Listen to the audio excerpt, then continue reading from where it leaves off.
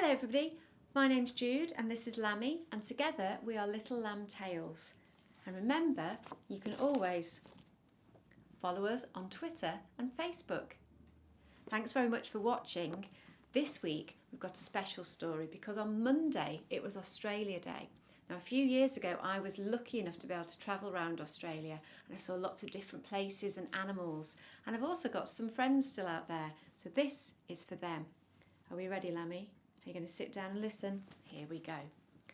Many, many years ago, when Australia didn't have many people living there, but lots and lots of animals, there were two animals who were in this story. The first of these animals was a lizard, and his name was Ula.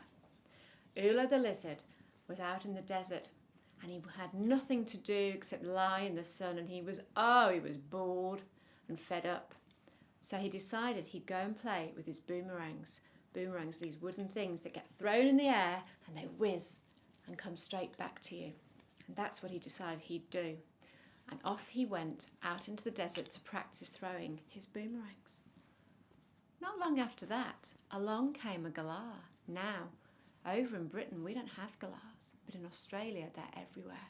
And they're beautiful birds with grey wings and a lovely pink-red front and white feathers on the top of their head. And the galah came along and watched Ula the lizard throwing his boomerang, and he said, "Oh, that looks great." Well, Ula got a bit big for his boots and decided he'd like to show off to the galah. So picking up the boomerang, he decided he'd throw it as far as he possibly could and gave it an even extra little twist, and off it went, and it whizzed and it whizzed and it whizzed and it whizzed and it whizzed, and it came closer and closer as it came back towards him. And oh no, you'll never guess. That's right, it hit the galah right on the top of its head and sliced off the feathers and some of the skin. Ah! The galah set up a squawking and a screeching and a cawing. Oh, it was not happy at all, and he flapped and the blood was gushing down, and he flew around, and Ula the lizard couldn't believe what he'd done, and he was scared, and he looked around for somewhere to hide, and he noticed the bush, the bindia bush, full of prickles and spines, and he hid himself underneath, but the galah had seen him.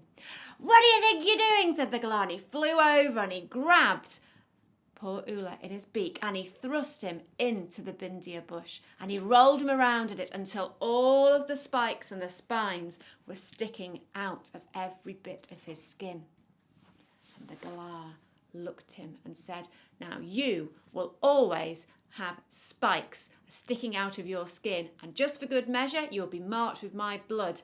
And with that he wiped all of his blood all over Ula's skin.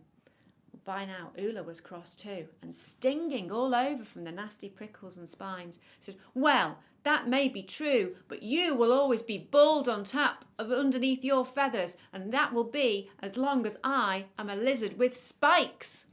And so, do you know something today? If you go out to Australia and ever see a galah and look under the feathers on the top of his head, they are bald.